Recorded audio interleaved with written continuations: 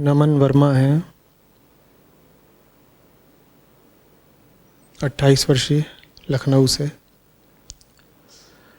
कह रहे हैं सर, आपके वीडियोस कल से लगातार सुन रहा हूँ। प्रेम पर कई वीडियो देखे। आप प्रेम और प्रेमियों के बारे में इतने कठोर क्यों हैं? जब कृष्ण जी ने राधा जी से और राम जी ने सीता जी से प्यार किया, तो आप हमें क्यों रोक रहे हो? आपके वीडियोस देखकर तो ऐसा लगता है जैसे आपके पास दिल ही ना हो।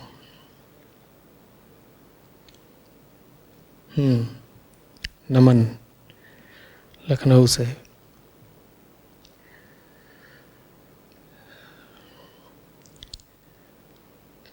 नमन भाई, जो बात तुमने यहाँ लिखी है, उस बात का पूरा आशय समझाने के लिए ही मैं वो कहता हूँ जो कहता हूँ। तुमने लिखा ना कि कृष्ण ने राधा से, राम ने सीता से प्रेम किया था। यही मैं समझा रहा हूँ कि वास्तविक प्रेम करने के लिए कृष्ण सी और राम सी, राधा सी और सीता सी ऊंचाइयाँ चाहिए। वो इतने ऊंचे थे, तभी उनका प्रेम सदा के लिए अमर हो गया। हर किसी के प्रेम में वो ऊंचाई, वो गहराई होती नहीं है कि उसका प्रेम किसी मूल्य का, किसी स्मरण का समझा जाए। समझो इस बात को कि तुम जैसे हो, तुम्हारे प्रेम की गुणवत्ता भी बिल्कुल वैसी ही होती है। जैसे तुम, वैसा तुम्हारा प्रेम। तो कृष्ण का प्रेम बिल्कुल वैसा ही था जैसे कृष्ण थे। कृष्ण के समूचे जीवन में और कृष्ण के प्रेम में एक मेल मिलेगा, एक साम्य मिलेगा। तो कृष्ण के जीवन में अन्याय का विरोध है, श्रीमद् भगवद गीता का उपदेश है, धर्म की रक्षा है। तमाम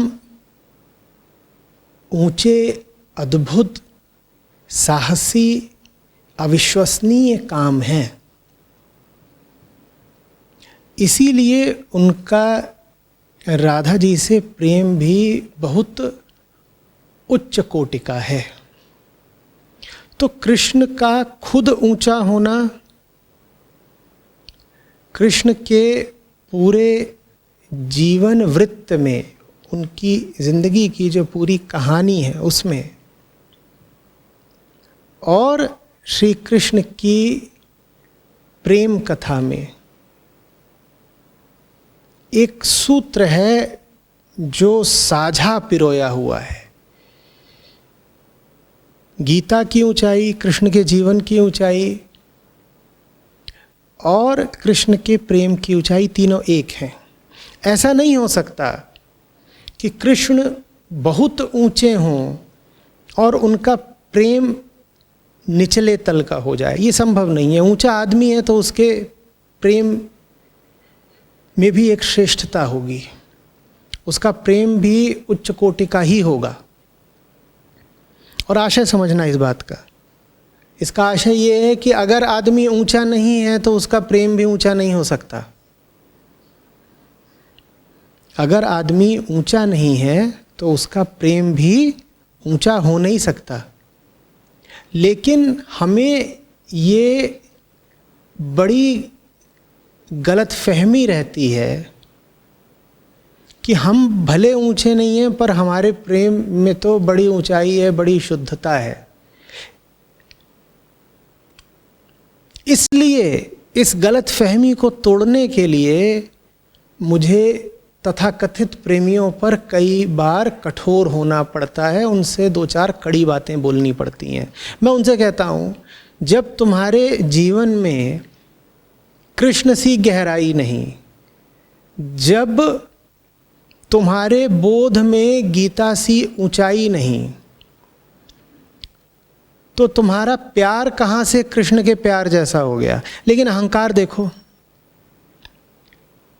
तुम्हारी जिंदगी में और कृष्ण की जिंदगी में कोई समानता नहीं होगी, लेकिन फिर भी तुम बड़ी ठसक के साथ दावा करने चले आओगे कि मेरा प्रेम भी तो कृष्ण के प्रेम जैसा ही है ना। बिल्कुल भी नहीं है। कहाँ कृष्ण कहाँ तुम, इसीलिए कहाँ कृष्ण का प्रेम और कहाँ तुम्हारा प्रेम। ये तो शर्म की बात है कि तुम बिना राम और कृष्ण जैसे हुए उनसे अपनी दुस्साहसपूर्ण तुलना कर रहे हो।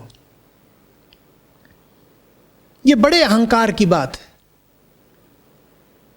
और ऐसा नहीं कि तुम राम और कृष्ण हो नहीं सकते, उनके भीतर जो दिव्यता थी उसका बीज हर इंसान में है। संभावना के तौर पर, पोटेंशियल के तौर पर निश्चित रूप से हम सभी राम और कृष्ण होने की पात्रता रखते हैं, लेकिन संभावना एक बात है और सच्चाई दूसरी बात है। अपने जीवन के यथार्थ को देखो, तुम किस तरीके से कृष्ण जैसे हो, तुम किस तरीके से राम जैसे हो। और जब तुम उनके जैसे नहीं हो तो क्यों व्यर्थ ये दावा करते रहते हो कि कृष्ण ने भी तो प्यार किया था, क्या कृष्ण बुरे हो गए। कृष्ण कुछ भी करे कृष्ण बुरे नहीं हो जाएंगे, क्योंकि कृष्ण कृष्ण है।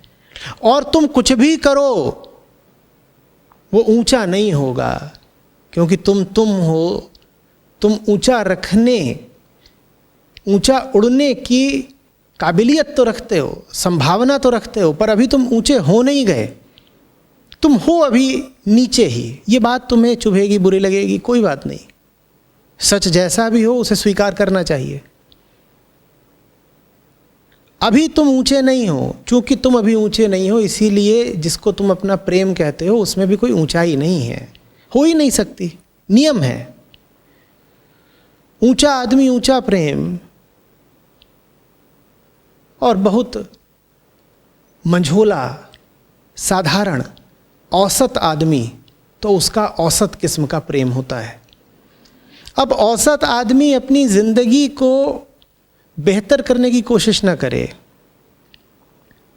अपनी चेतना को उठाने की कोशिश ना करे, और अपनी औसत स्तर की चेतना और अपनी औसत स्तर की जिंदगी को लेकर के एक औसत सी प्रेम कहानी शुरू कर दे, और अपनी औसत प्रेम कहानी को लेकर के ये दावा करे कि मेरी प्रेम कहानी तो रोमियो जूलियट जैसी है, हीर रांझे जैसी है, राधा कृष्ण जैसी है, शिव पार्वती जैसी है, तो ये उस औसत आदमी का औसत अहंकार मात्र है। मत किया करो। इतनी आसानी से कृष्ण से अपनी तुलना करके तुम ऊंचे उठने के, आगे बढ़ने के अपने सारे दरवाजे बंद किए ले रहे हो ना। प्रगति तो तभी होती है जब आदमी पहले ये माने कि उसमें कुछ कमी है, कुछ खोट है, कि वो अधूरा है, अभी बहुत कुछ है पाने को, पूरा होने को। लेकिन तुम आगे कैसे बढ़ोगे अगर तुम्हारा अभी से दावा हो गया कि साहब मैं तो कृष्ण जैसा हूँ, और ये दावा तुम सिर्फ इसलिए कर रहे हो ताकि जिसे तुम अपना प्रेम कहते हो उसका खोखलापन तुम्हें स्वीकार न करना पड़े। तुम औसत आदमी, तुम्हारी जिंदगी भ्रम से घिरी हुई, जब तुम्हारी जिंदगी भ्रम से घिरी हुई है, तुम्हारा प्रेम कैसे भ्रम से घिरा हुआ नहीं होगा? तुम जिंदगी में अपने ज़्यादातर जो निर्णय करते हो वो गलत ही निकलते हैं ना, बेहोशी में लिए जाते हैं और अजीब अजीब तरीके के तुमको परिणाम देते हैं। इसी तरीके से तुमने प्रेम का भी निर्णय लिया है। जब तुम्हारी ज़िंदगी के अधिकांश निर्णय बेहोशी में लिए गए और उन्होंने बड़े अद्भुत परिणाम दिए, तो वैसे ही ये जो तुम्हारे प्रेम का निर्णय है ये भी एक बेहोश निर्णय क्यों नहीं है, और ये तुमको अजब गजब परिणाम क्यों नहीं देगा? लेकिन तुम अपने तर्कों की तरह ही अद्भुत हो। तुम कहोगे प्रेम का हमने कोई निर्णय थोड़ी लिया है, प्यार तो हो जाता है, फैसला करके थोड़ी किया जाता, हमसे तो हो गया। तुमसे जो ये हो गया ना प्रेम, ये और बताता है कि तुम्हारा प्रेम बड़ा अंधा है, एकदम ही अचेतन बेहोशी में, नशे में घटने वाली घटना है। बस हो गया।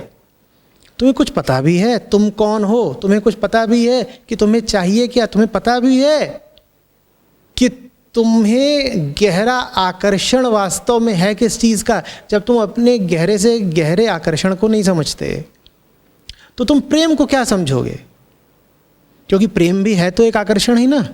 जब तुम जानते ही नहीं कि आकर्षण का अर्थ क्या है, कौन आकर्षित होता है और ये जो आकर्षित हो रहा है उसे चाहिए क्या, तो तुम क्या प्रेम की बात कर रहे हो? लेकिन मेरी बात सुनने समझने की जगह तुम मुझ पर ही इल्ज़ाम लगा रहे हो। क्या आपके पास दिल नहीं है, आप पत्थर दिल हैं, आप क्रूर हैं, कठोर हैं। दो चार बातें और भी लिखी हैं, मैंने पढ़ी नहीं। क्या आपको कभी प्यार नहीं हुआ? क्या अपनों के जाने पर आपको दुख नहीं होता? क्या आप कभी रोते नहीं? और दादा पूरी पिक्चर सुना देते एकदम। बात बात पर तो दिल टूटते हैं और दिल जुड़ते हैं। अपनी जैसी ही एक गीली लिजलिजी पिक्चर की कहानी तुम मेरे ऊपर भी आरोपित कर देना चाहते हो। वही औसत जिंदगी की औसत कहानी की औसत मूवी क्यों कर रहे हो ये? एक तरफ तो कह रहे हो कल रात से आपको सुन रहा हूं, क्या सुन रहे हो? अगर बात मेरी सुननी ही नहीं है, समझनी ही नहीं है, तो मुझे सुनकर अपना समय क्यों खराब कर रहे हो? या तो यही कह दो कि मैं दुश्मन हूं तुम्हारा और तुम्हें ठेस पहुंचाने के लिए ही कुछ कठोर बातें बोलता हूं, यही कह दो। ये कह के किस्सा खत्म करो। और अगर ये मानते हो कि मेरा उद्देश्य तुमको चोट पहुंचाना, आहत करना नहीं है,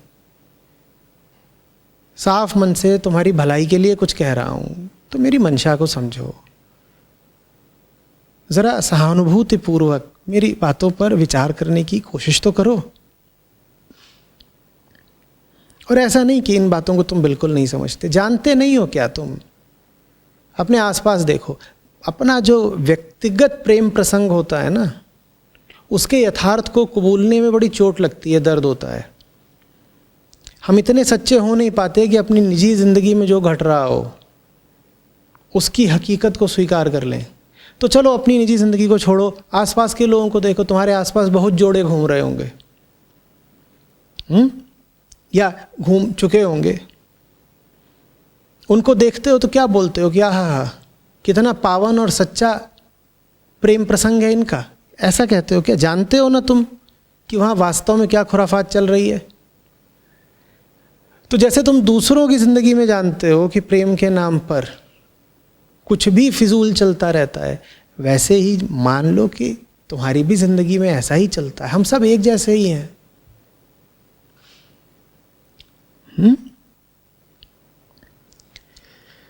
तुमने बड़ी अच्छी बात करी कि अपने सवाल में राम और कृष्ण का उल्लेख कर दिया। लक्षण शुभ है।